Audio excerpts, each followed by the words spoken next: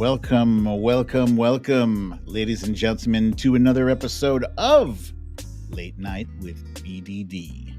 I'm your host, BDD, aka Brooklyn Dad, and tonight we have a special returning guest who was previously with us, and he's come back for more. Ladies and gentlemen, my friend and guest tonight, epidemiologist, scientist extraordinaire, Eric Feigl-Ding. Thank you very much. Happy to be here. Thank you for coming back. And folks, I learned something a few minutes ago. I learned that the voice that you were hearing from Dr. Feigl-Ding, it's not his real voice. His real voice is several octaves deep, maybe one octave deeper. It's deep. It's deep enough. Yes, I have I use a much more pleasant higher octave usually, but it's what's much more natural to be at a much lower voice for me. But I feel like it's sometimes a little too ogreish or intimidating in a room when I'm already 6'4" and towering over people. Dude, are you really 6'4"? Yeah, small details. Wow. I learned something else. It's much easier if I'm just raise an octave a little bit and just chat. Much friendlier. Okay, but really though, what is it that you've done for your children? Go ahead, do the Luke thing. Yeah, at the school bus stop years ago, I'm known as Darth Vader Daddy because, it's just to have fun with the kids while waiting for the bus. I go, Luke, I'm your father. Search your feelings to know it's true. The Emperor has foreseen this. Join me. We rule the galaxy. Anyways, but it's just a small thing. I can't do it every day, or else I wear it out. Hold on, I need to.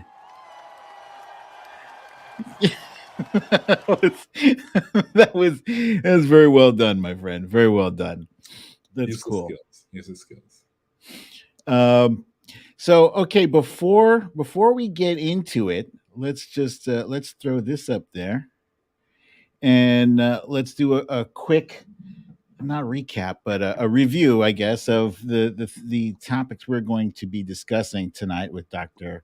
Feigl-Ding. First off, recently the Energy Department released a statement saying that with low confidence, they believe that COVID was actually the result of a leak from the Wuhan lab. We'll get into that for a little bit, only a little bit, just a little. Also, we're going to get into the recent discovery of the 4 Americans that were kidnapped in Mexico. 2 of them alive, 2 of them not alive.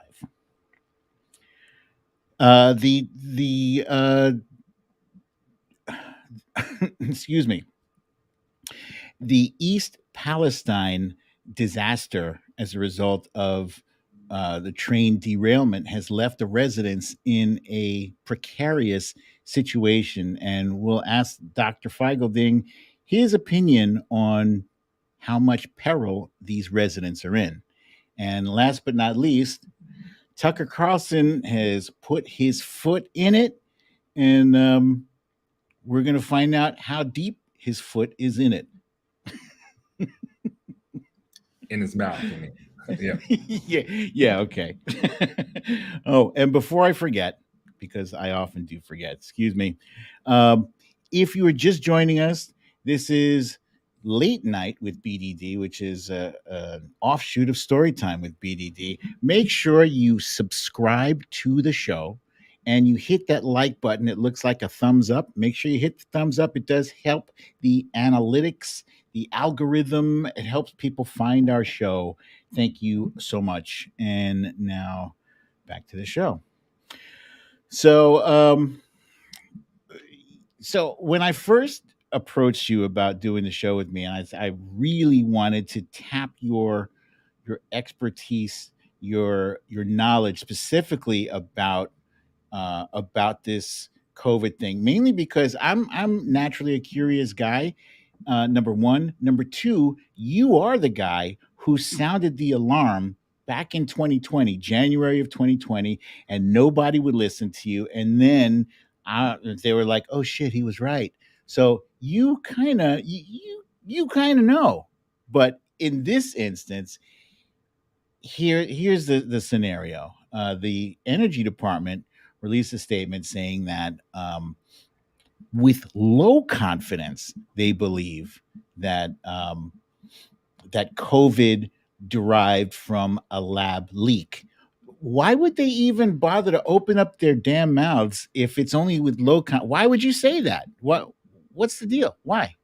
Yeah, this is this has been a pretty bizarre 2 weeks ever since that report came out, and I have, like when I blew the whistle, it's because that I'm an epidemiologist. Originally uh, born in China, I have lots of family there, so I had like early, knowledge and reports of things on the ground, and my instincts as an epidemiologist, I was able to see a few things.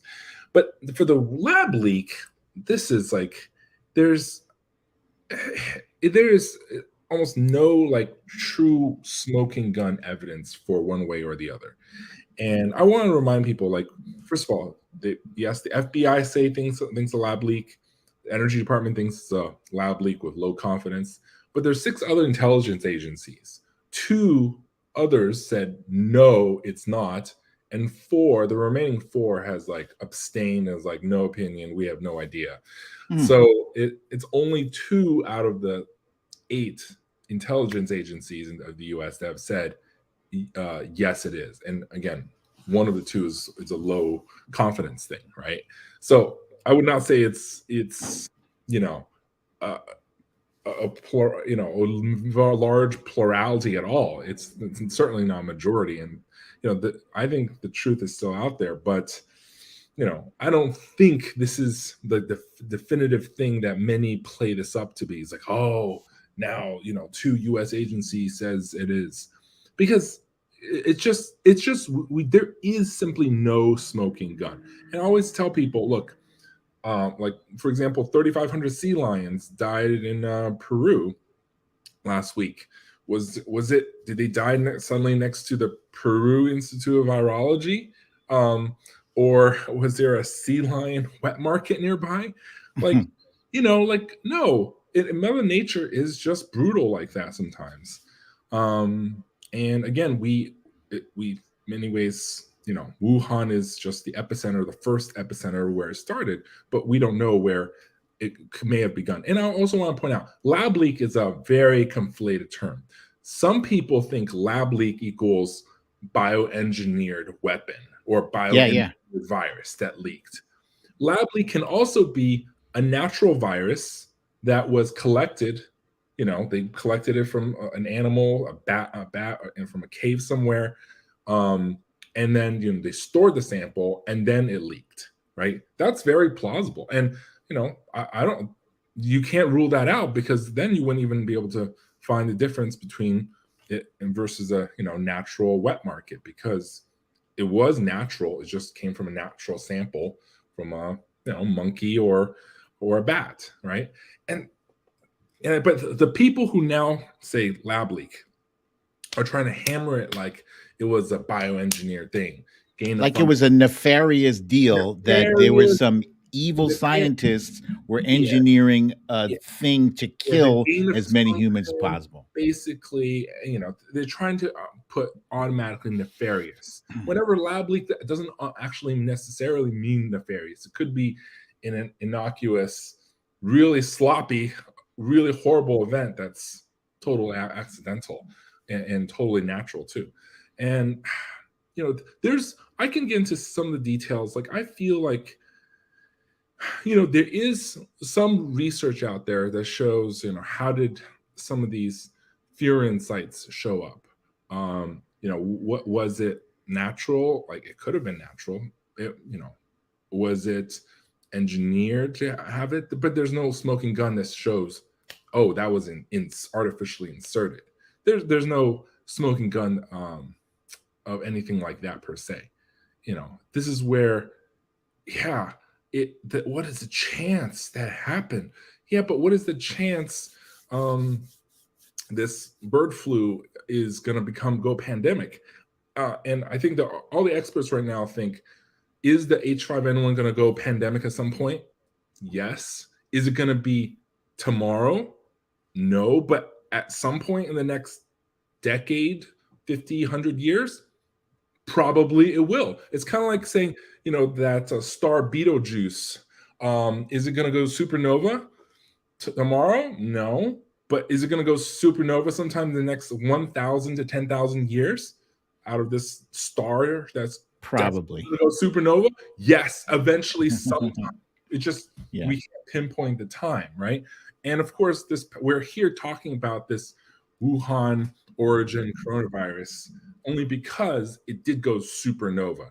But we know that at some point, these coronaviruses, these H5N1 avian flu viruses, is going to go supernova at some point in the near future. And near future is this very vague term. So, I feel like it's sometimes a little too revisionist to just look back. Okay, can I point out briefly this observation by one of our viewers here? The Trump Reaper says nefarious is one of the words with all 5 vowels. Fun fact. That's true. But what's the chance that we used it in our podcast just now? 100%. We don't use the word nefarious in every podcast, but we just suddenly used it. Every once in a while, I like to crack open the SAT book and hey, let me say this, right? Most of my viewers, they know me. That they know that inside I am a conspiracy theorist, and I don't let it out. I don't unveil my conspiracy theory mind in this show because I don't want people to think I'm a kook. But going back to, I want to say, the 80s, when after AIDS had been out there for a while, and those of us in the Black community were looking at it and like, a lot of us thought that AIDS was manufactured in a lab specifically for population control. That's what we thought. I never got down to the bottom of it. I probably never will. But getting down to the bottom of it, I want to ask you, how often have we as the human race gotten down to the bottom of, what exactly caused this bird flu? What caused this swine flu? Have we gotten down to the bottom of all of those things, and it's just now COVID is the big question mark? Sometimes we've gotten into it. For example, MERS was originally blamed on some other animals. I think they blamed it on camels, and then it turned out that it was another animal. But it took like almost 10 years until they eventually figured it out. But they're trying to find the most closest relative, or the most recent sample of the same virus in an animal. But that took many, many years. Like there's the origins of some of the other viruses, like smallpox. Like I'm not sure if we ever really found the true origins. Like we know it came from some animals, because smallpox have been around for a long time and have killed. Honestly, smallpox has killed over 1 billion people. It's been argued, and you can look that up. But obviously, it came long time ago, and there's no way to pinpoint it via modern day genetics. But but this kind of human spillover, for example, it just needs to acquire the ACE2 receptor, the human receptor, binding ability, and then Once it learns a human receptor binding ability, then cross over to humans.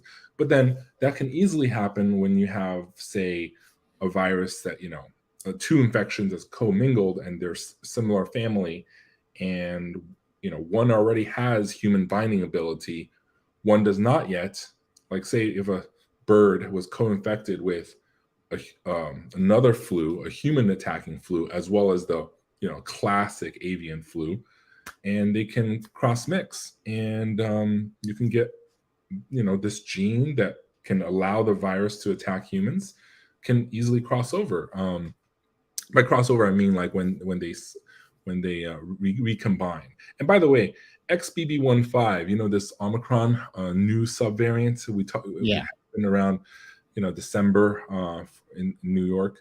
That's actually recombinant of two older Omicron strains, and then they crossed together when someone was co-infected with both, and then the new virus that emerged has characteristics of both, and it started the XBB lineage.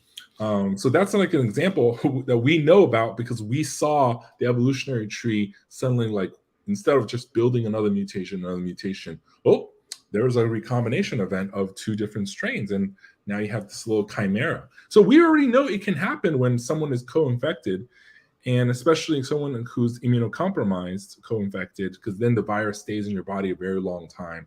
And oftentimes we've seen, like, it's documented, many immunocompromised people, like, either have long-standing immunocompromised status, whether HIV or, cancer treatment patients with weakened immune systems, lives in their body for months and months without being cleared, and it opens an opportunity for that kind of stuff. It happens. I don't think you need a lab engineered event for this kind of like sudden crossover recombination, or this sudden acquiring ability to infect humans to be established. Because I gotta say this. I gotta say that you should be, if you're not already, you should be a professor, because I'm sitting here listening to you, and you sound extremely intelligent, but also you're making what you're saying, what the things you were saying, very uh palatable, very, very accessible. I very easily understand everything you're saying, so thank you for dumbing it down I'm for trying. me, for our I've audience. um and I apologize for for spending so much time on this, because I know you didn't really want to, folks. Dr. Feigl-Ding would actually prefer to discuss politics. So before I move on from this, I want to know, why is this goddamn issue so political? I mean, in my opinion, I think it's a reasonable question to ask where the thing came from, but it seems like the right wing has targeted Dr. Fauci, and they want his head on a pike. They want to make some kind of, they want to blame this dude who probably saved millions of lives. When it's all said and done, they want to crucify him. Why is the source of this disease such a fucking political landmine? Why? Well, I always like to remind people that public health is policy, policy is politics. So, whether it's, mask rules, vaccine rules, anything public health rules, it naturally gets very political. And especially in public health emergency, public health emergency is taking away our freedoms, and all these kind of things. It's naturally very political, and I think also time this Wuhan thing. If they can blame China, and I know many people want to blame China, and sometimes I blame China. Like, they could have contained it better, right? They could have, not muzzled the original scientist, Dr. Wen Liang, who whistle blew it. They could have not, hidden the body count, because there definitely were a lot of more people who died than they admitted, and even more recently, there are a lot more people.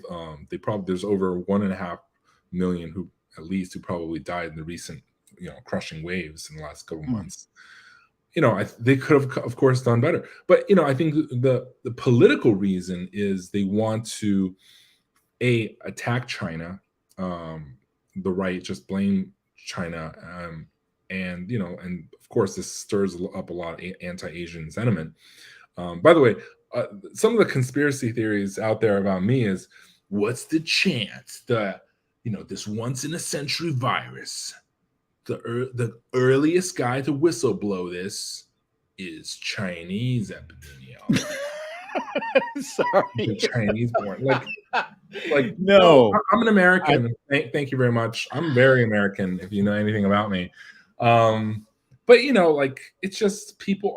I know, like, conspiratorial. There are people who just get very conspiratorial. It's like, what's the coincidence? This is too good of a coincidence, and you want to find patterns. So I get it. You sometimes can think, I sometimes think, but it's just natural for humans to try to make connections. But sometimes I've seen enough in my life to know sometimes a cigar is just a cigar. Sometimes just a coincidence. Okay, the cigar ooh, just wait, wait. look Sometimes when you hear hoof prints, it's really just a horse. It's not a zebra. right. But sometimes if you see smoke, you have every right to shout smoke. Maybe there's a fire in a theater, right? And many times, the I'm also someone who's very precautionary. And like, I believe we should be a very, forewarned is forearmed, right? I think we Yeah. should take every precaution to prevent a very deadly illness, as we've learned, and may have lots of long-term effects, long COVID. Um, and Mhm. maybe kids are not as immune as you think they are if the virus mutates. Omicron. Um, and for example, I always remind people more kids were hospitalized in 2022 than 2021 and 2020 combined. Um, and we've seen that in the U.S. as well as in the U.K. So kids are definitely not immune, and kids are not, you know, they're not as what some people like to completely dismiss. It's like, oh, kids are practically immune. They're like a vaccinated adult, and they don't die, and like all this clear nonsense. Anyways, so I think there is a politicization because they want to attack the left for trying to destroy, and basically fault someone for who caused our world to shut down and all these kind of things. Um, you know, and they're trying to blame big government for, big government funded this Wuhan research. So there's a lot of things that's like anti-big government because, oh, look, all the vaccines and all the lockdowns, all the mask mandates, it basically was Big Brother being evil. But public health is, we're trying to save lives, and I always want to remind people, if when public health saves lives all the time, but we don't just act whenever hospital beds are full. Like, let's think about it. Do we say, hey, today you can bike without a helmet because hospital No. beds are empty? You can not buckle your seatbelt because hospital beds are empty. Or, guess what? Drinking and driving is okay today because hospital beds are empty. Like, if we did anything else like that, people were like, "That's insane." Drunk Yeah, driving on green days with low hospitalization, like, what kind of policy or like, government would do that? But that's that's insane. exactly what, in Yeah, many ways, where others are kind of like arguing. It's like, well, hospital beds are not full. We should just not take any precautions. And so this is inherently also a politicization of public health, or against public health as a weapon to either support one side or bludgeon the other side. And yeah, so people always say, why do you gotta make this all about politics? Well, yeah, I agree with that. Science shouldn't be politicized, right? um if you do research on evolution or medical cures, you shouldn't politicize it into, oh, this is this is against God's will, or something like that, whenever you're trying to save lives. But in public health, especially, more than just basic research, public health is policy. Policy is by definition politics. So we can't escape it, and hence now we're dragged into this mess after millions and millions. Over 20 million people have died worldwide. Quick question: do you think Dr. Fauci is going to emerge from this whole series of House investigations relatively unscathed? Is he going to be fine? Well, it's unscathed is relative. First of all, the House, it's a under the Republican, House. It's a COVID subcommittee on COVID origins, right? Mhm. It's inherently, it's very obvious what they're trying to hunt for here, and it's somewhat of a witch hunt. But whether he escapes unscathed, well, they can they could obviously torment Dr. Fauci's life for the next few years, pretty badly, and so I really feel bad for him. But I don't think they have the ability to, launch any criminal things themselves. They can refer, but I don't think there's enough, or there. I think unscathed is not the term, but I think he can probably, march on into retirement, after this witch hunt is over. But I still feel really bad for him the next 2 years. Okay, let's move on to our next topic, which is the Americans that were kidnapped. They went down.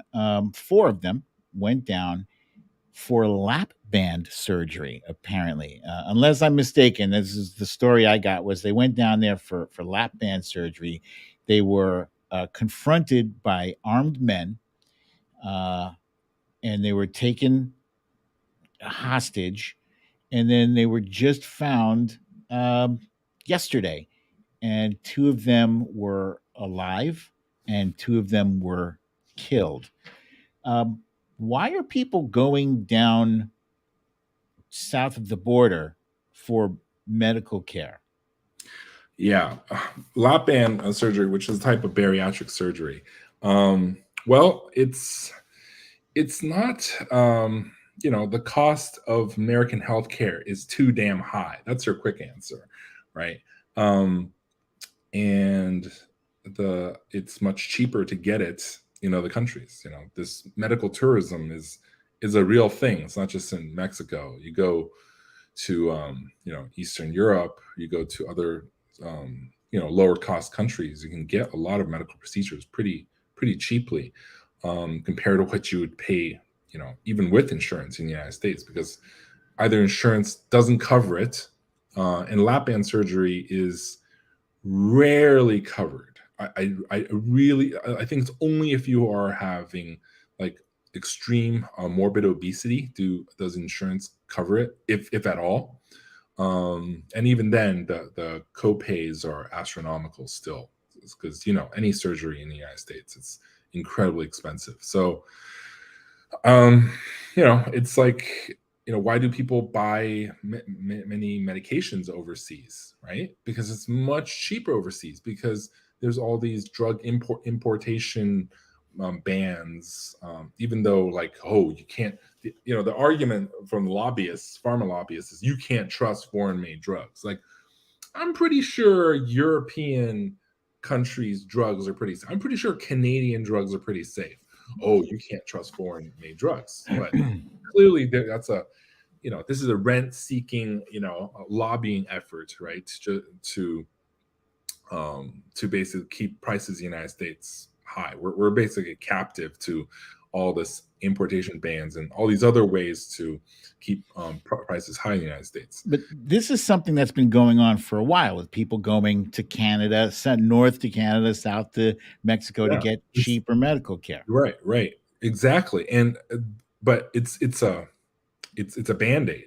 It's not a true healthcare system. Whenever you have to send people, or whenever people have to flee the country to another country, country for healthcare, hundreds or thousands of miles away, that's a reflection of the failure of your society to address these needs. Like, clearly, they're trying to arbitrage and get something much cheaper elsewhere that the US just simply doesn't offer. It's not that US doesn't have the talent or the resources or anything like that.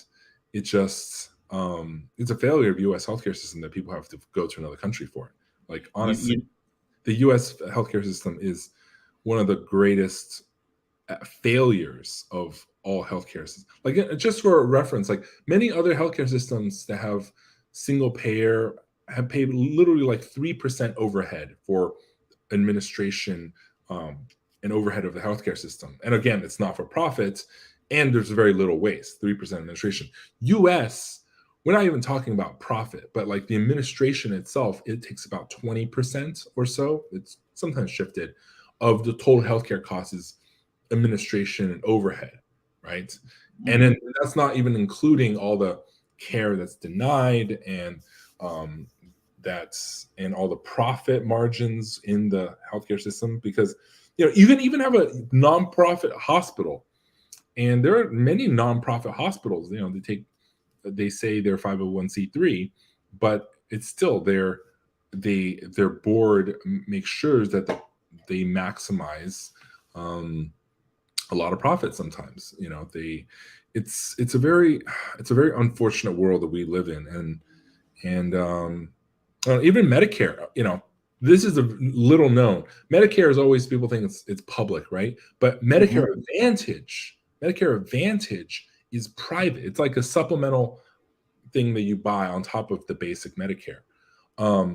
But in almost every state, other than I think 3 states, once you're on Medicare Advantage, you can't go back.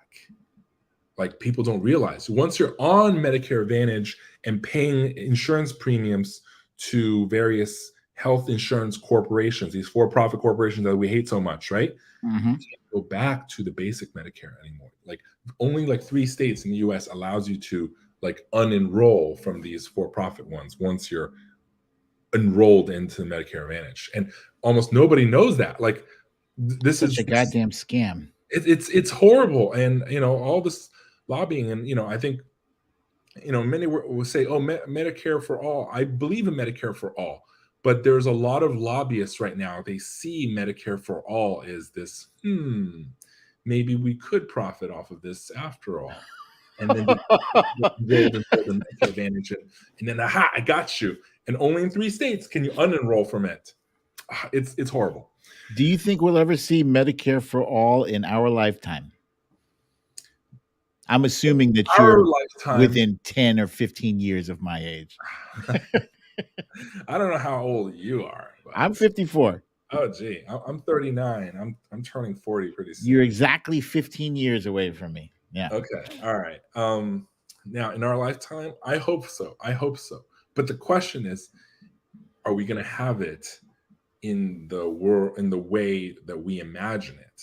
Or is it going to be that as we get closer, the lobbyists, the health insurance company know that the writing's on the wall, and then the suddenly say embrace it, but then publicly embrace it, but privately they lobby behind the scenes to capture as much of the Medicare money as possible.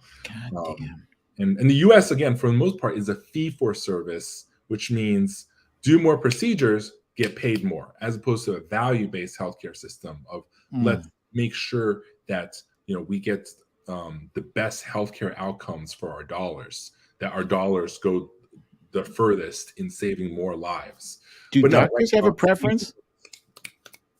What's up? Do doctors have a preference for how Medicare or how healthcare should be paid for? Because doctors ultimately they have to get paid from the government, right?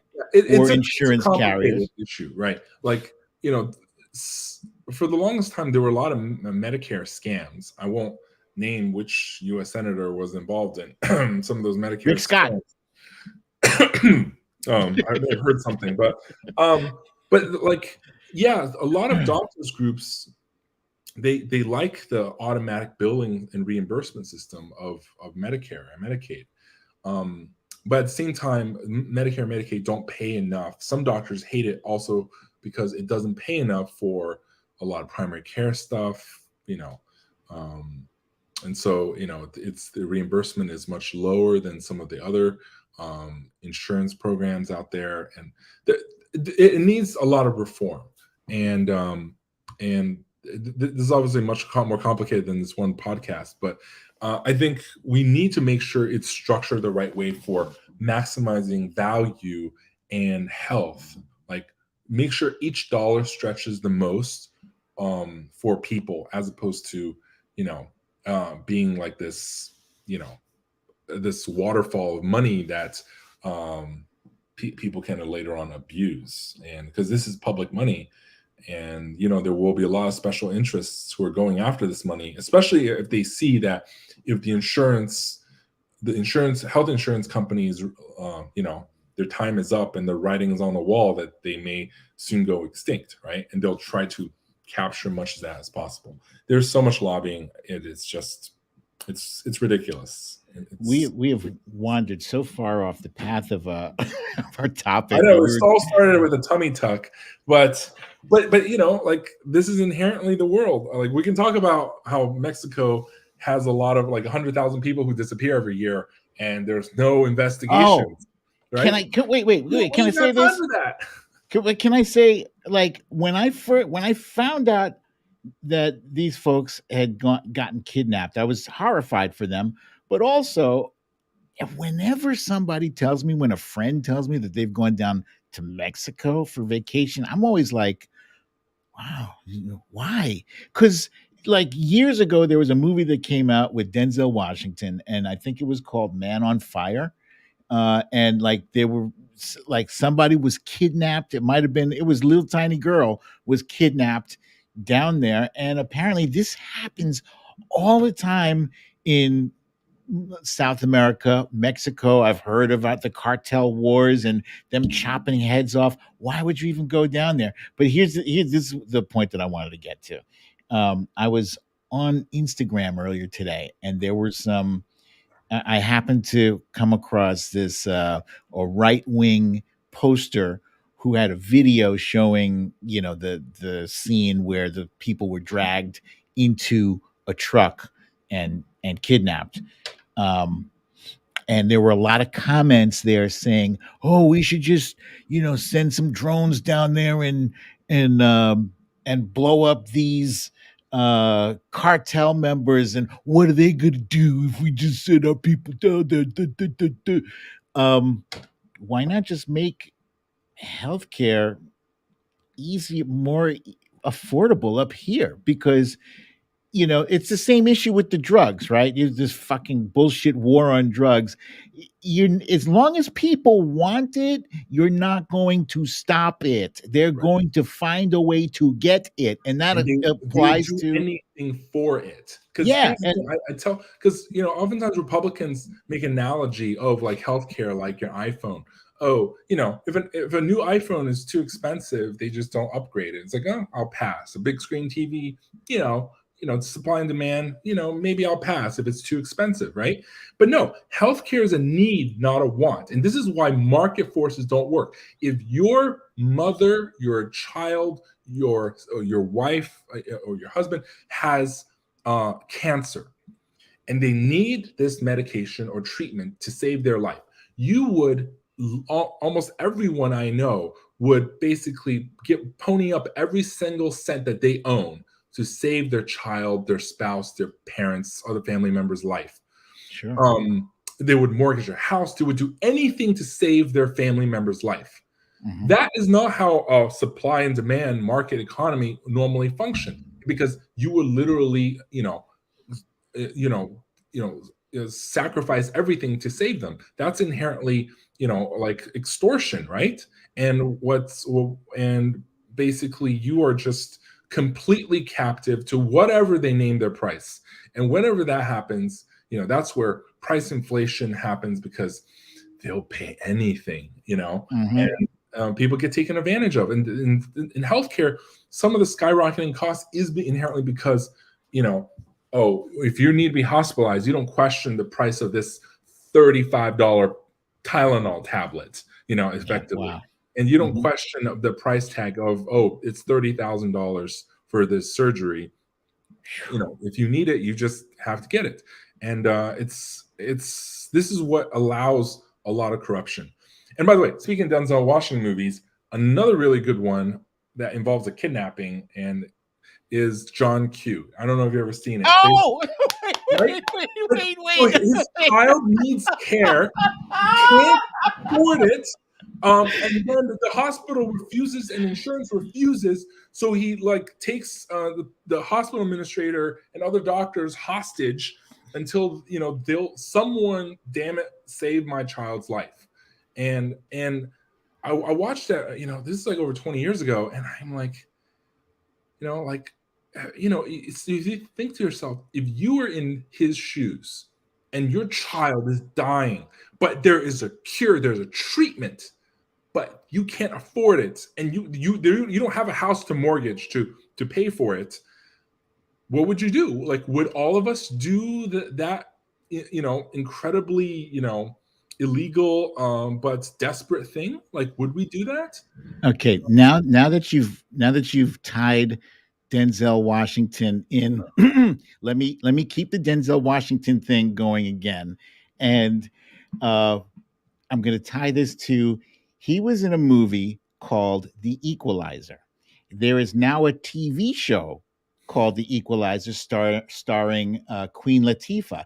The latest episode I watched last night is exactly the plot of John Q. Right? I just saw this last night. I was telling my wife, "Holy shit, that's the plot of John Q." This woman was trying to save her daughter's life. She could not afford the operation. She saw a guard there in the hospital, grabbed his gun, and held everybody hostage. It's a great episode. Yeah. Yeah, But it's sad but true. yeah. And the show resonates not because it's science fiction, silly story that would never really happen. Like, no, it basically effectively happens to people every single day in this country. The, And if you can get a surgery or drug or medicine to save your own life or your family's life in Mexico or Canada or Eastern Europe, you would do that in a heartbeat. And I know that, and most people will know that if they have the means to, you know, do that medical procedure or drug to save their life. It's extortion. Like for American health insurance and healthcare system as a whole to hold people hostage in many ways. And of course there's other countries in which this happens too, but it's just we have not found it in our souls and our hearts as a society to solve this issue yet collectively, especially when there's so much special interest on the other side trying to protect their gushing, fire hose of money. the desperation is real on both sides. Although I have no empathy for the greedy healthcare monsters on one side, I have all empathy for the regular moms and dads that are trying to save their loved ones. Um, I'm going to keep this moving forward, but before I do, I just want to remind those of you who are watching, you are watching Late Night with BDD, and my guest tonight is a wonderful Dr. Eric Feigl-Ding. He's extremely intelligent, and if you hit that like button and if you subscribe to this show, I can continue to get fantastic guests like this here to inform and educate and edutain us. um, Edutainment. I'm happy to edutain. Thank you. Our next topic is East Palestine. Oh God. Last Yes. month, there was an epic disaster. It was a failure of, I don't even know if they've ascertained exactly what it was. I think it was the brakes. And a train derailed and it was transporting many millions of gallons of vinyl chloride, and they were spilled. And as a result, the governor, the local officials, I guess including the governor, had to make a decision what to do with this material? Should we burn it? How is best? What is the best way to dispose of this? And they came up with they were going to burn it. And in your opinion, was that a smart decision? Was it their only decision? What do you Yeah, think? this burning is complicated. Like, because vinyl chloride, it is very volatile. It'll easily evaporate. Volatile, by the way, doesn't mean it's unstable. It just means it will easily evaporate. I didn't know So, that. but it can also easily leach into. It's a solvent, and so it can easily leach into other water supply in the soil too. So, um, the issue is, yeah, burning it. It is in many ways like burning it is a problem because it creates all this toxic fumes. But at the same time, burning it means that it doesn't spill into the environment, as in it doesn't spill into the soil as much. As much, yeah. So it is a shitty. But the thing is, like, they also allowed a lot of it to actually have spilled into the soil. So yes, the plume is really really bad, and I think that and a lot of people probably got a lot of really bad respiratory. But in many ways, you smell it in the air also because it also evaporated a lot. It wasn't all burned. And that obviously creates a lot of problems. And of course, once it leaches into the soil and the groundwater, it's going to be problematic. And I want to focus on the fact that, they say, oh, the water is fine. Yeah, the water is fine. But the problem is that every Wait, time. wait, wait! Stop, stop, stop, stop! How can the water be fine? I saw No, no, pictures no. The of water like. is fine. First of all, there's surface water. The water, but I'm not saying the water. I need to finish. The water is Oh, not okay, fine. My punchline is the water is fine when you first test it. Okay, that's what I want to emphasize. okay. But every time it rains, you know, it can wash into the water table again, and more can wash in the water table again, Mm, and for it to entirely reach the end of the bottom of the water table and entirely leach through, it could take 5 years.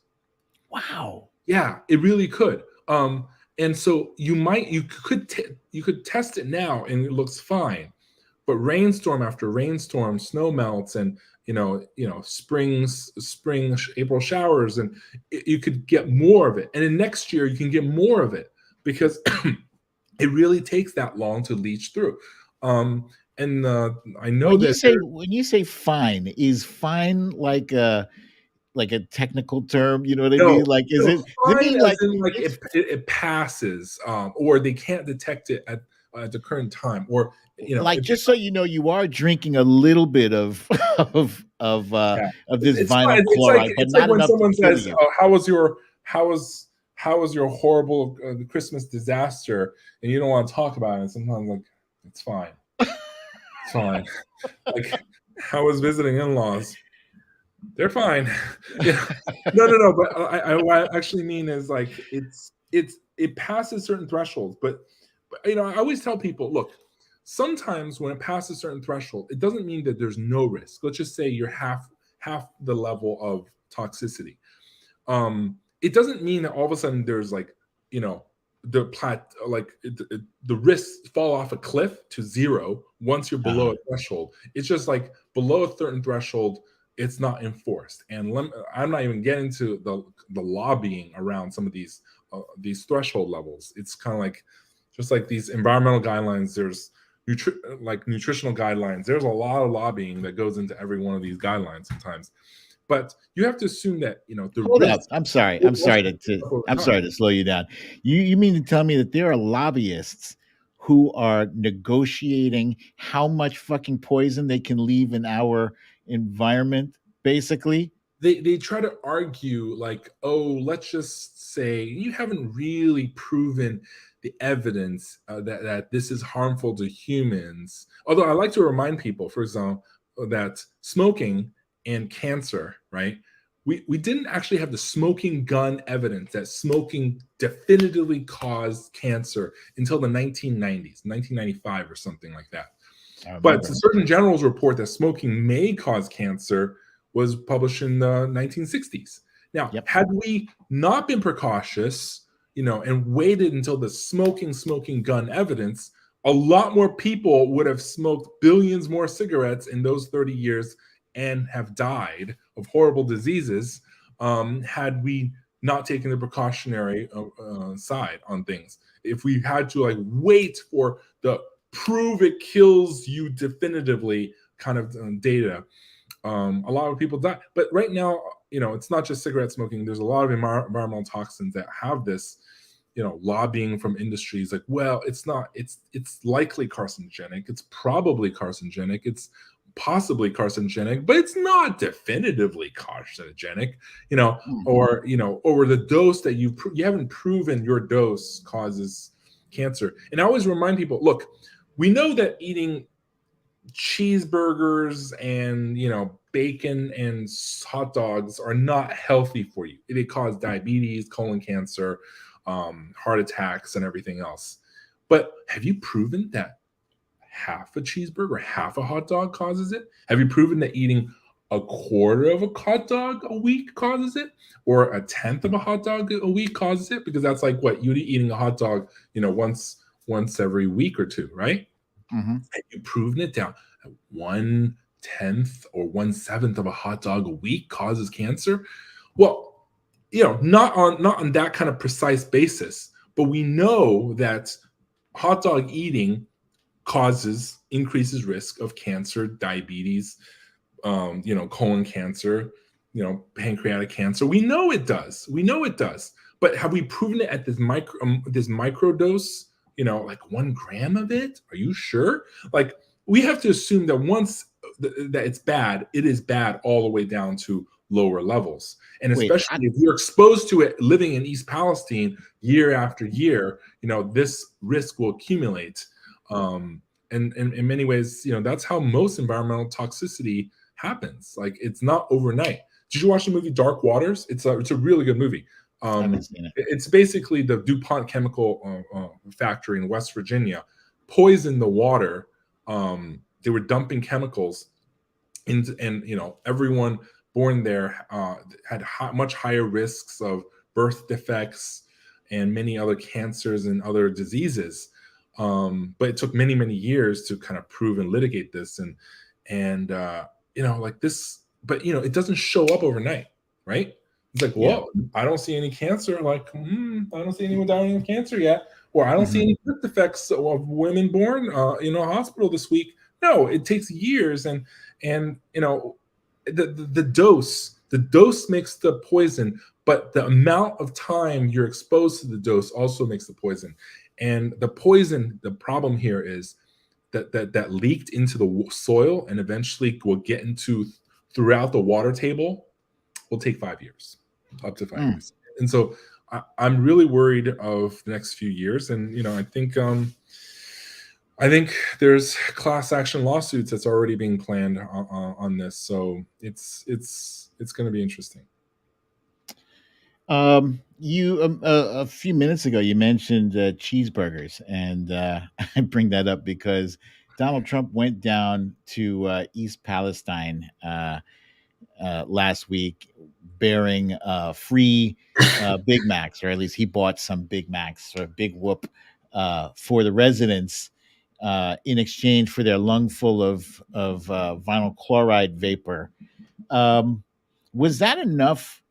In your opinion, was that enough of a visual to undo the damage done by his deregulation in the eyes of the residents? The eyes of the residents. Now, that's a very tricky question. There's a lot of Trump flags flying around East Palestine, Ohio. I've seen from photos and videos. Yeah. You know, how easy can you undo, Fox News and political propaganda? I don't know. This is inherently the thing, right? It's clear that the brakes laws were going to set to take effect this year Hmm. on the old Obama. Why the hell did it take so many years for a rule to be enacted? Whenever it can, quickly say, of course, it's the secret answers lobby. Um, but like it's honestly it should have been enacted sooner. And oh, by the way, some people argue counter that the brake rules wouldn't have even applied to this train anyways because it's not classified as a high hazardous train. Well, let's think about it. All these tankers of vinyl chloride and other chemicals that are very toxic and deadly and potentially, well, it wasn't labeled as high dangerous because of lobbying that lobbied that only limited number of cars, so many below certain number of cars that doesn't make it a highly dangerous train. No, that's complete lobbying, right? This is basically trying to get the criteria in which the brakes would be added, as high as that they don't need to basically install it in as many trains that supposedly they should be in, right? That's also corporate lobbying. And in many other countries, lobbying is just it's corruption, but in the United States it's legalized corruption in many ways. Look, I know this is how the sausage is made, which, kids, is not healthy. I love sausage. Try to get nitrite free. Okay, I'm gonna wear my other nutritionist. I have my other doctor is in nutrition. I'm gonna wear my nutrition. Kids, eat sausages that have no nitrites in them. Okay? Why? Well, nitrites is one of the things that we think that causes a lot of the metabolic problems, diabetes and whatnot. Oh shit. So try to look on the packaging. It's in the ingredient list. Usually at the bottom, the last ingredient, usually or second to last, says something nitrite. And if you eat something that doesn't have nitrites in them, it's not the best. It's not healthy as broccoli, but it's not. It's gonna be a little bit smidgen better than eating one of these nitrite sausages and hot dogs. Thank you for that. All right, Last question on this on this topic here, and I want to know: is it possible for, like, down the road, God forbid, these residents find out that they have contracted something fatal as a result of inhaling inhaling the vapor, maybe drinking, over time, drinking enough parts of that poison that they've come down with cancer, and they can definitively determine that it was their extended exposure to those chemicals that cause them to get cancer. Who do they sue?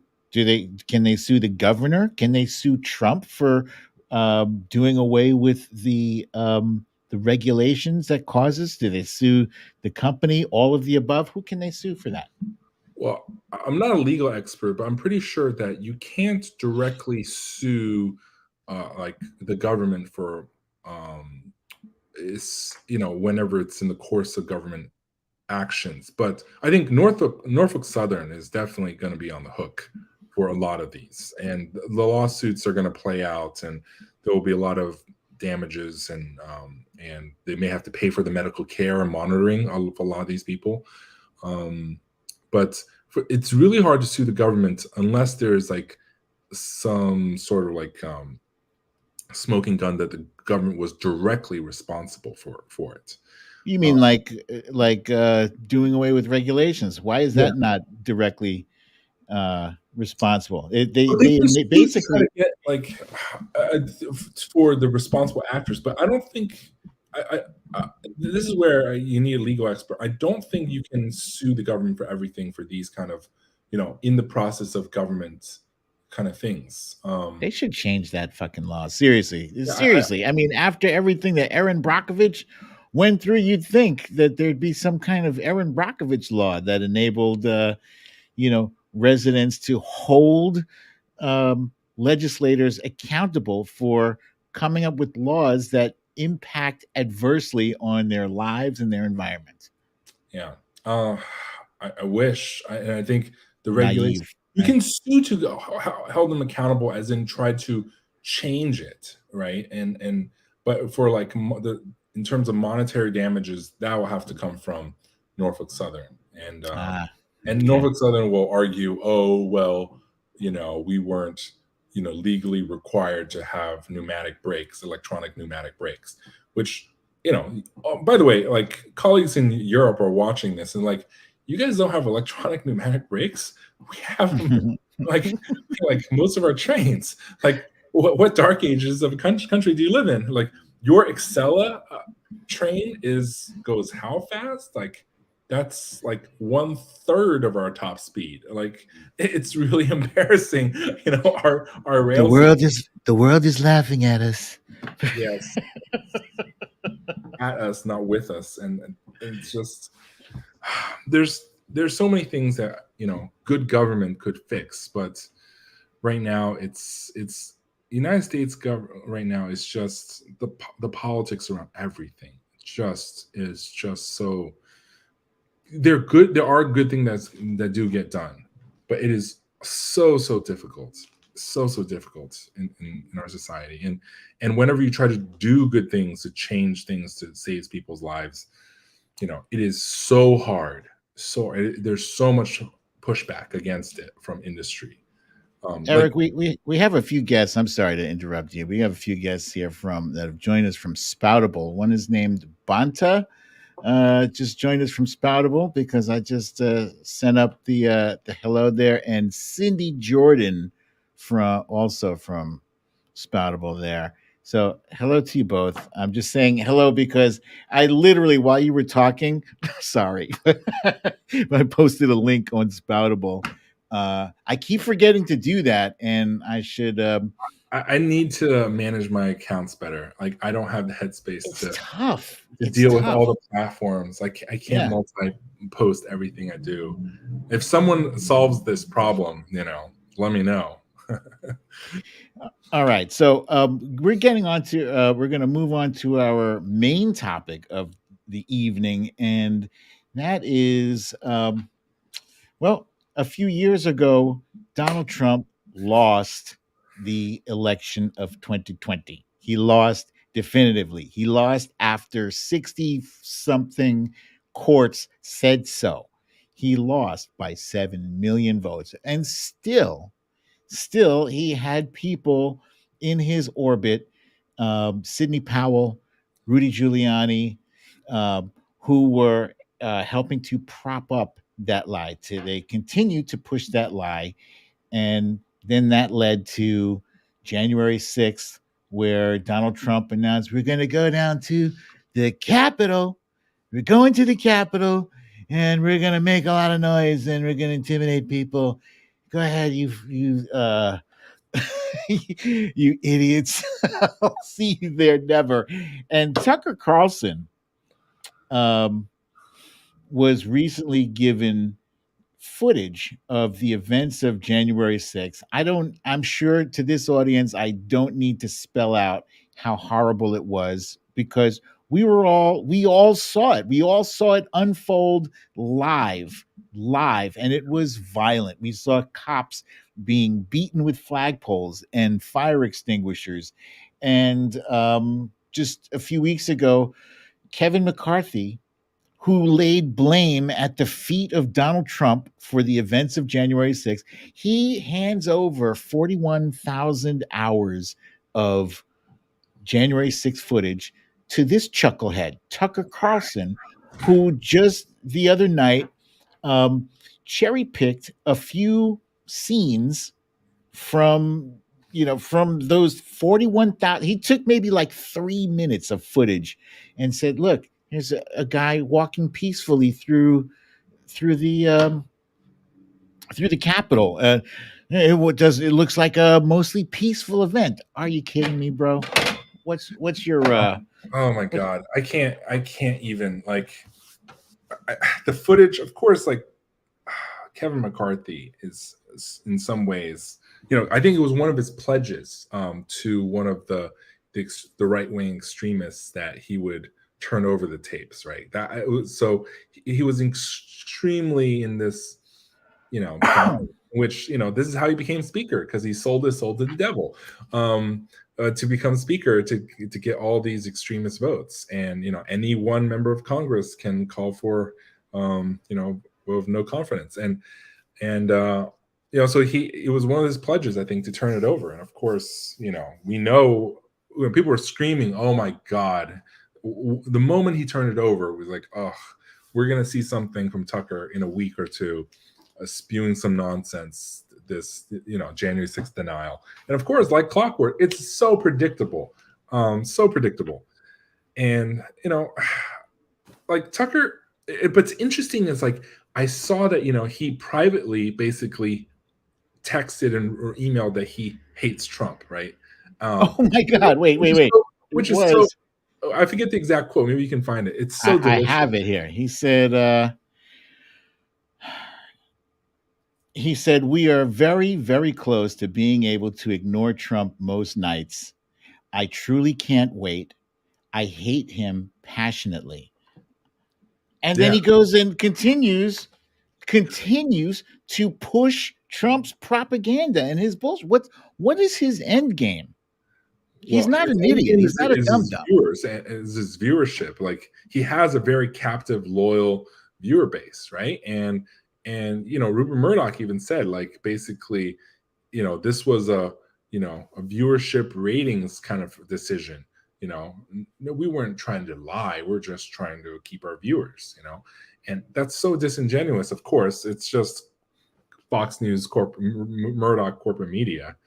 I feel like it's also really interesting that Mitch McConnell even called out Tucker Carlson. Whenever Mitch McConnell calls out Tucker Carlson without much prodding at all, um, saying that, oh, January 6th was not a tourist visit. It was truly horrific kind of events.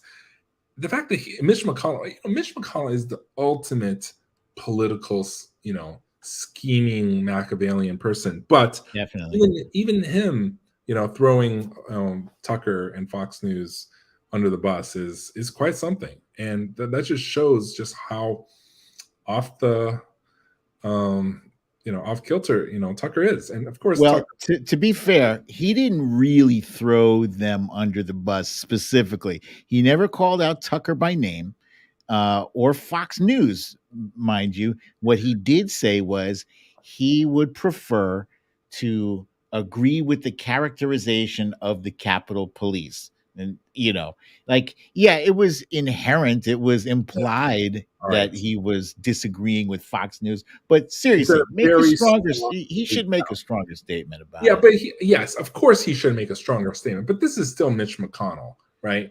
His strong statement is a little finger wagging. I think, well, this is very unfortunate. What happened? And that means like I'm hopping mad because I'm actually, instead of keeping my mouth shut as normal, I'm actually speaking something.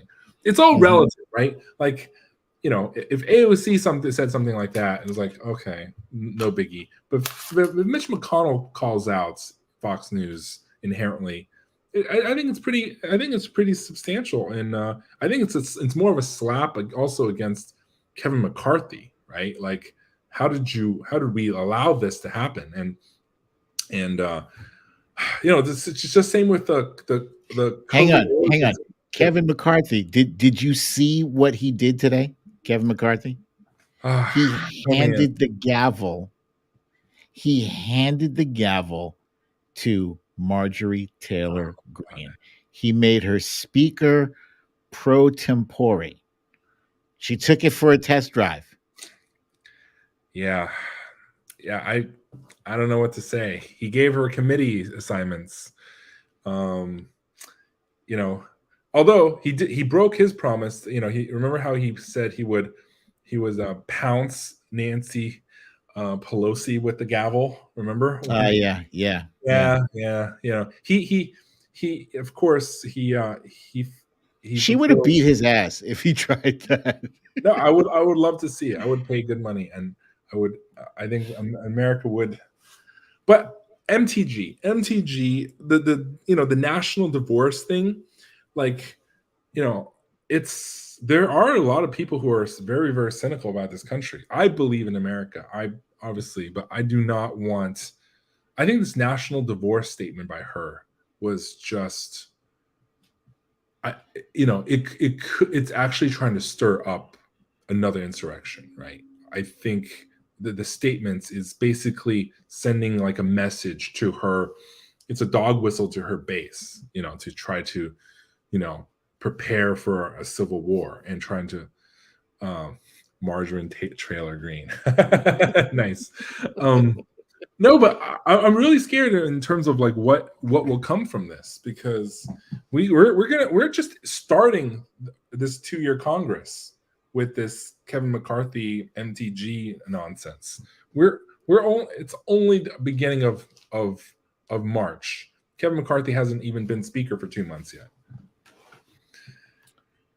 It's gonna get worse. It's gonna get worse before it gets any better. And I personally, I think maybe it's a good thing that Marjorie Taylor Greene and George Santos uh, are the face of the Republican Party. You know, they are the face of the yelling and the screaming and the getting nothing done. I mean, you can easily look at where Democrats were at this stage in running things 2 years ago in 2021 and compare them to where Republicans are right now. Jim Jordan is running a farcical committee, the weaponization committee. It's already a joke. Fellow Republicans think it's a joke. He has nothing. He was supposed to have some witnesses step up and whistleblow, and half of them weren't even supposed to be there, and the other half, it turns out, were paid by donors to say whatever it was that they were going to say.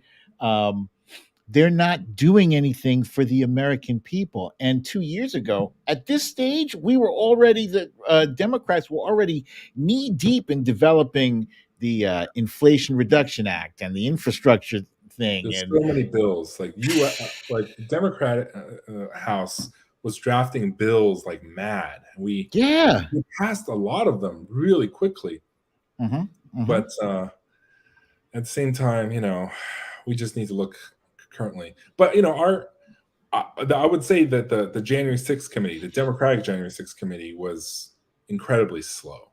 I think they could have moved faster, referred prosecution, and like basically the big juicy reports from the January 6th came like around the time of the election or even after the election, right? after, yeah, Like that was like, what are you guys doing? Like it's like such damning evidence. You guys could have put out this report so much earlier. they did not manage the clock well. No, it's horrible. They ran, the Republicans ran out the clock. I think in many ways. Um, uh, We'll see. I I have so much remember. questions around this. Like we need to find a new topic right now.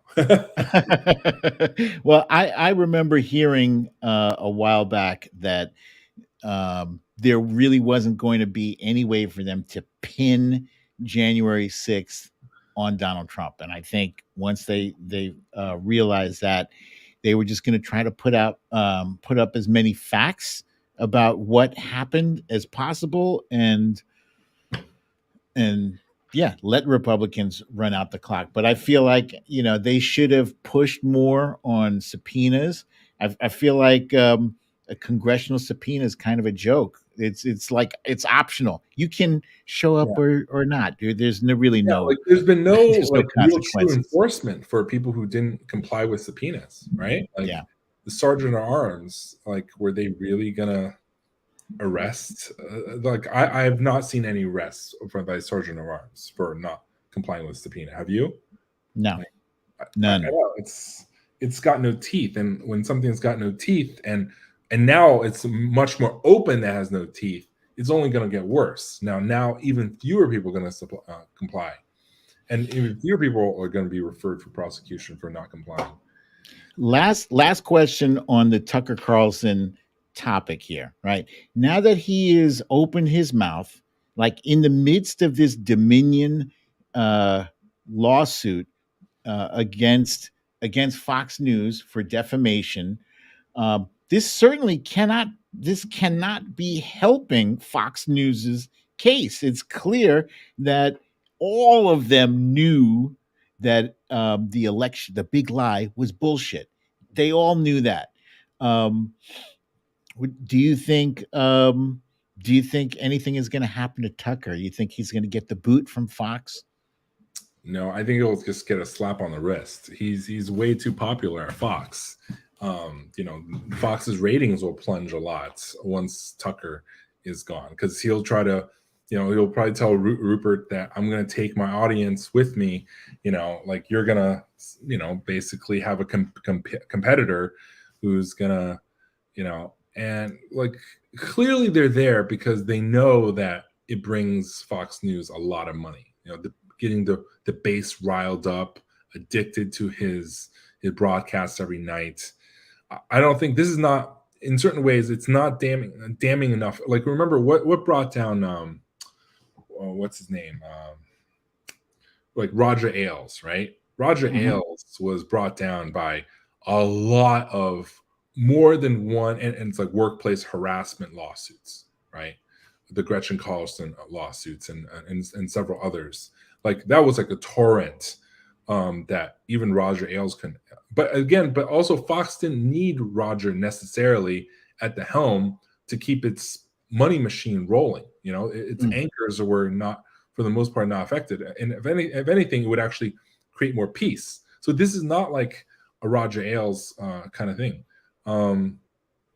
So I think Tucker, who tapes his shows from Maine, I believe. I think. Oh, really? Yeah, he tapes his shows, I think, near Portland, Maine. He's gonna still enjoy his Maine life in this Maine studio, spewing his nonsense for quite a while. I don't think he's leaving anytime soon. It's not smoking enough. It's not smoking gun enough of an HR problem that it's exclusively his problem, that only he'll be, lit on fire and thrown under the bus. No, dirty it's all son about of a bitch. They're going to be complicit. We have a question from the Trump Reaper who wants to know, if boy Republicans have subpoenas, do girl Republicans have sub vaginas? That's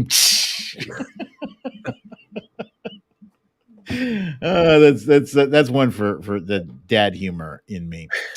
Okay, so let's move on now. This is our final segment of the show. You guys, Dr. Feigl-Ding has specifically asked for a trivia game tonight. No. I just remember last time you sprung a trivia game on me, and I'm like, whoa! And you were not ready for it. Nailed most of your political questions. It was like an anagram question, so I'm like, bring it on. Oh, that's right. It was the mix thing. That was a tough one. That was tough. I got Hakeem Jeffries right away. You thought you stopped me with Hakeem Jeffries. Yeah, that was good. That was good. All right, so I have a few different things for you to choose from. They're not all political. This one here is called Who the Fahizi, and it's basically, I show you a piece of somebody's face, and you have to identify who it is. It's either a politician or a pundit.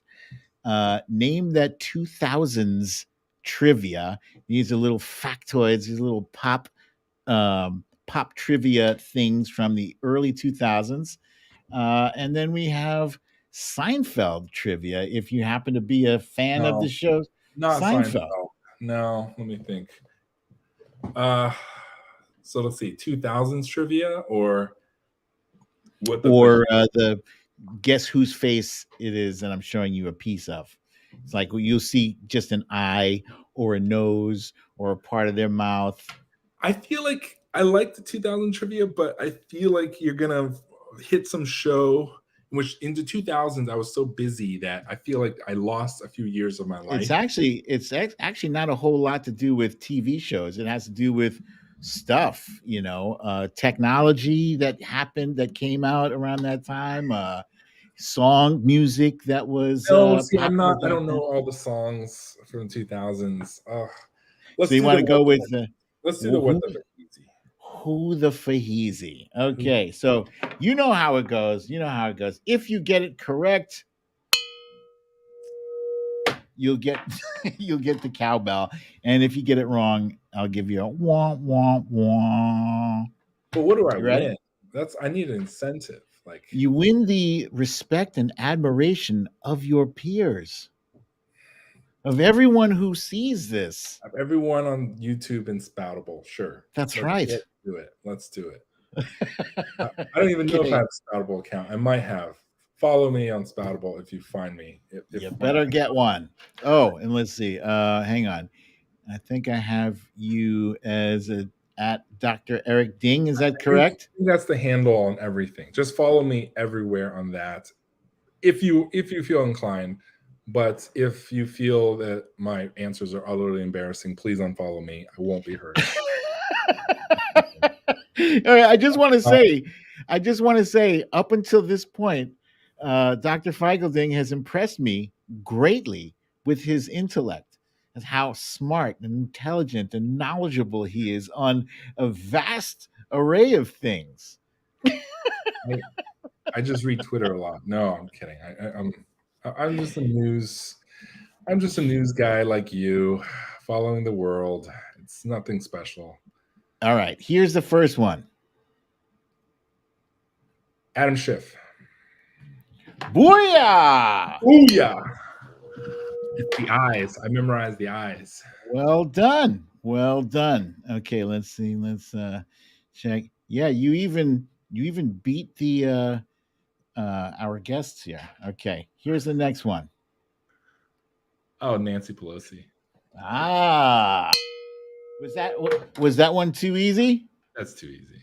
That Come one on. was too easy. Come on. Okay. Nancy's red lips. Come on. That's the only other person with red lips. Why are you spending so much time looking at Nancy's red lips? She's a great speaker, and when you listen to someone speak, you focus on their lips. You This know, is like true for some how can I reason. be like Yeah. Nancy? Okay. Here's the next one. MTG. Boom. Like I got the eyes down. I have like a photographic memory for the eyes. So I guess these seem easy. So Robert here is saying these are too easy, All but right. I don't know. Not everybody is 100% focused on the news all the time.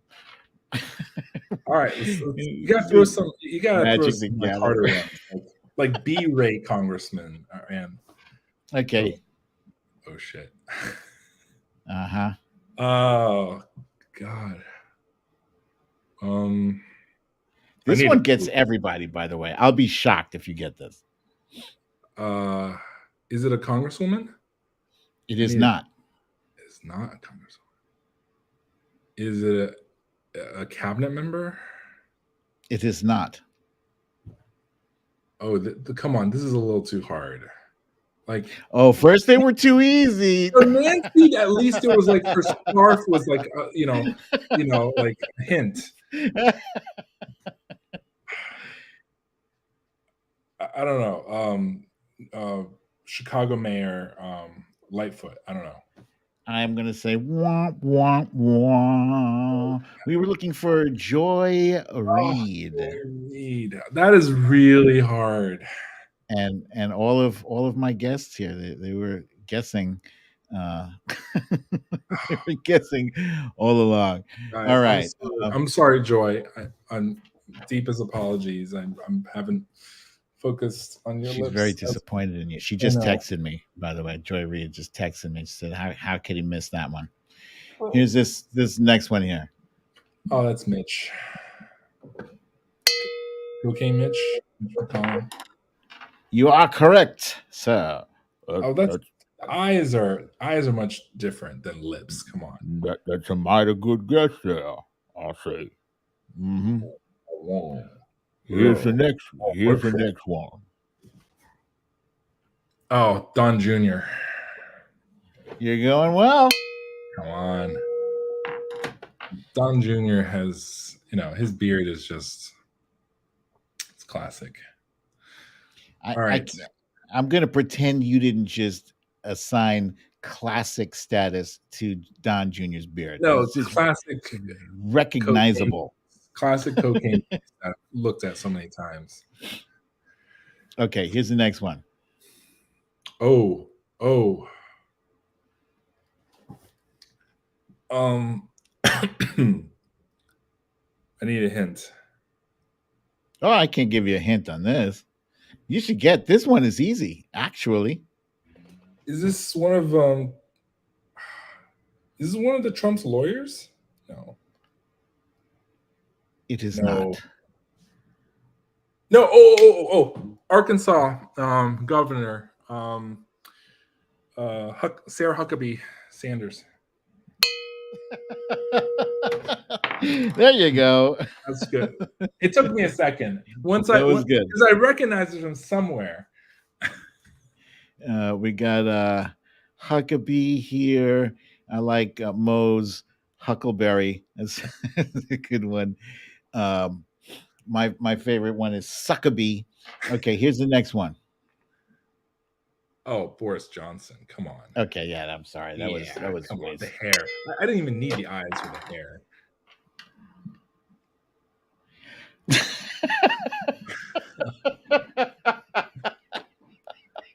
I'm gonna say Kim Jong Un. This come on. I just realized that one way too easy. Yeah, come on. Okay. Oh, AOC. All right. You are, with the exception of Joy Reid, you knocked them all out of the park like really quickly. So well done to you, my friend. Well done. I try. I know my deepest apologies to Joy. Somebody watches- I Yeah, need those to- weren't necessarily all easy. Like I said, even the Sarah Huckabee one that took you a minute. I recognize it from somewhere. I just needed to like search my archives a little bit deeper because I haven't seen her speak in a while. So, but did you know that These, at her governor's mansion, her portrait, the label underneath, they misspelled governor. yeah, Governor. They wrote governor. And this is like the governor's mansion. Like, who the hell misspells governor in the own governor's mansion portrait? they were missing an R. Yeah. Oh, Just, also from that photo, I don't know if you noticed, but the shirt she was wearing, like very sweaty. Look at that. I think it's a green, pretty sure it's a what is green it? shirt. I And you missed. can see like a big wet spot on the arms. Hey, I don't judge people if they're sweaty. I've sweated through my shirt under the lights. It's But difficult. I'm saying this was her official portrait. Like either Oh, the portrait. Oh God. yeah. Yeah. I mean, either, you know, get somebody to Photoshop that, or lady, you have an office, go change your shit. Change into something that is not soaked with sweat. Like I feel like these kind of superficial things I'll let go. People can't help it. I'm not gonna. I don't feel. I rather hold people to their words and their You know actions. what? If she was a decent person, I'd let her slide on the sweat. But since she is an asshole, I'm not letting her slide on shit. Uh, That's my rule. That's my yeah, rule. I want to focus on like the substance of how bad a person is. Judge them by their words and deeds, not Mhm. their clothing. Because there's a lot of people who they don't have they don't have nice shoes. First I was sad that I had no shoes until I met a man who had no feet. No feet. Right? And I Mhm. don't want to judge people based on the clothing and the pursuit of happiness. Really good Will Smith movie. It's about this guy who was basically homeless and had to dress up nice and go to work, and people don't It's a always have very that option. it's a very sad movie. I know Very sad. these Yeah. these social justice movies just tug at my heartstring. If you haven't found a theme yet, John Q, Pursuit of Happiness. We won't. It's getting late. We'll do more of these social justice movie debates next time.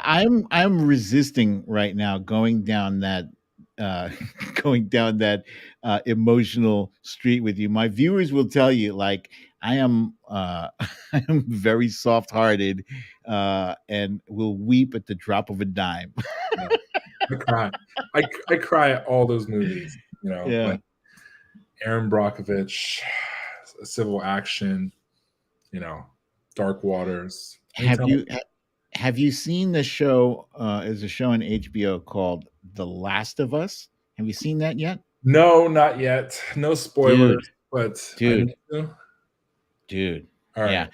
it's apparently it's based off of a video game that I've never played, nor do I have any desire to play it. Not because, well, I'm not there anymore. I'm not a video game head. Um, but the show itself is brilliant. It stars Pedro Pascal and a young lady. I think her real name is Bella. She plays a character named Ellie, who's the main character, and it's like basically one of those post-apocalyptic shows.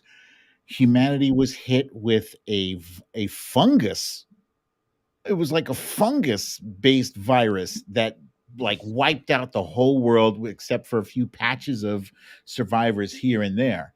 Um, and that's all I'll tell you. It's really good. Oh It's yeah. not even so much about the creatures that you I experience like there, but apocalyptic movies. You know the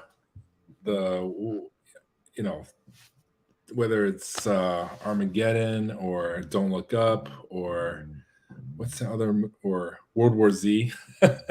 oh my god, those zombies ran so quickly. Speaking of zombie, one more thing about when we were talking about viruses earlier. Apparently, scientists have found a zombie, like 48,000 year old Oh, thought out, zombie virus. thought out from. Oh God, I Yeah, I thought yeah. about sharing that, but then I'm like, like I don't want to be this apocalyptic guy, like because that's not really me.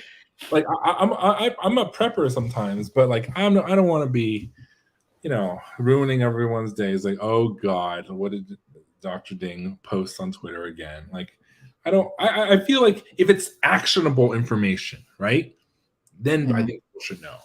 Well, But here's what's actionable about that, right? And they made a point. They said, "Look, it's not like we are going out of our way to look for these things, although they are, because basically the the thing thawed out because our glaciers and our right, ice caps the are all permafrost is melting, melting. and Yeah, as they melt, they are releasing these things that are thawing out right. and being released into the air. So, yeah, we need to stop the advance of climate change. I don't know if No, it's I too late.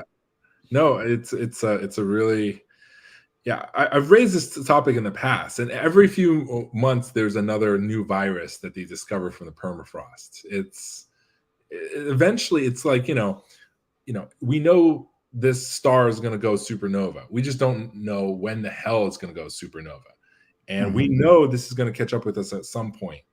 But people are like, it's so far distant in the future or some unknown, undetermined random time that they can't turn their attention to the action. And the thing is, like, climate change, is this the thing that's going to get Republicans and conservatives actually concerned about climate change? We're still No, trying to argue about pandemics. Like, like what is going to make someone who is a devout Trump or DeSantis supporter, flip? Like that's the thing that keeps me awake. Like, what can we do to actually wake them up?